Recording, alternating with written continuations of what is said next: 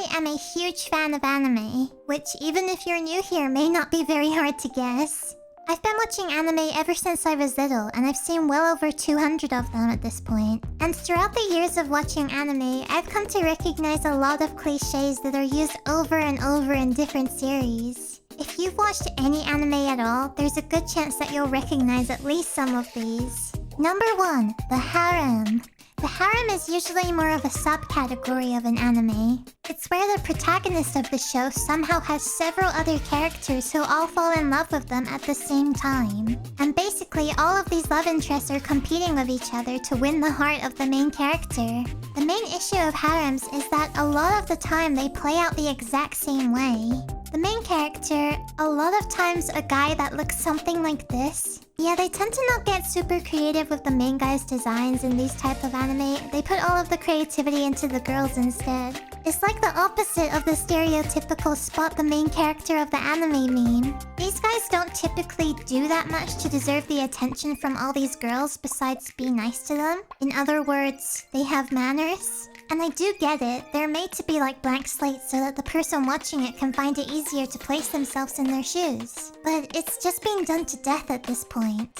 The main character will either not realize that most of the girls like him, or he'll be attracted to all of them but not know which one he actually wants to be with. So essentially he drags his feet and doesn't pick a girl until the very end of the series. Usually it's obvious right from the first episode which girl he's gonna choose though. And in that group of girls, you might find... Number 2, the childhood best friend. The long-term friend who is sweet and caring and has loved the main character for their whole life. And yet somehow, the main character is completely oblivious to this. In a harem, I've actually never seen the childhood friend be chosen, so maybe the name of this cliche should actually be the rejected childhood best friend. They're usually my favorite out of the love interest characters as well. A lot of times, the one who you do see win in a harem is... Number 3, the tsundere. The basic explanation of a tsundere is a character who is cold towards their love interest but also has a soft and loving side. Even if you haven't heard the name tsundere, you've probably heard someone say, "It's not like I like you, baka!" Tsunderes have definitely built up a bit of a bad reputation from animes that portray them not as just cold, but full-on violent. If one of these extreme tsunderes likes someone, you'll often see them smack and kick their crush around. Some examples of tsundere characters who don't do that and people tend to love would be Kurisu from Steins Gate and Kiyosama from Fruits Basket. Number 4, the obligatory beach or hot springs episode. 9 out of 10 animes you watch will have at least one filler episode. And a very common thing that they choose to do in these filler episodes is to go to the beach or to some hot springs. It's definitely a meme at this point. A lot of times these episodes feel pretty out of place in an anime, especially if it's a more serious one.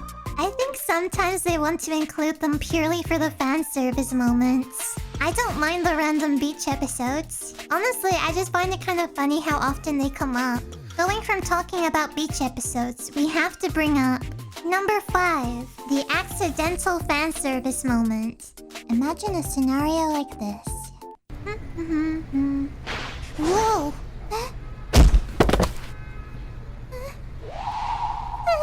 Baka! Or maybe... Hey Tanaka, can I ask you a... Hey, what are you doing? You baka!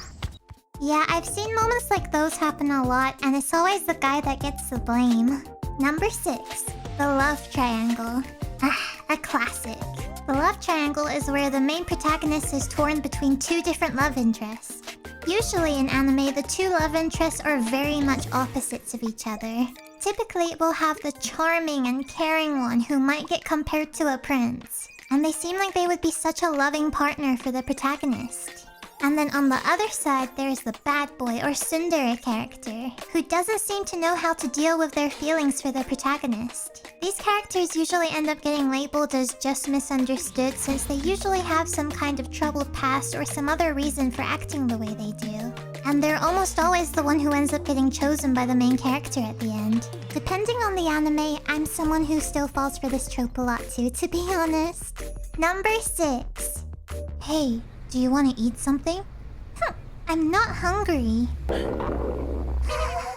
Number 7. The Magical Girl Transformation. I love Magical Girl anime. It's the first genre that I really got into, which then introduced me to anime as a whole.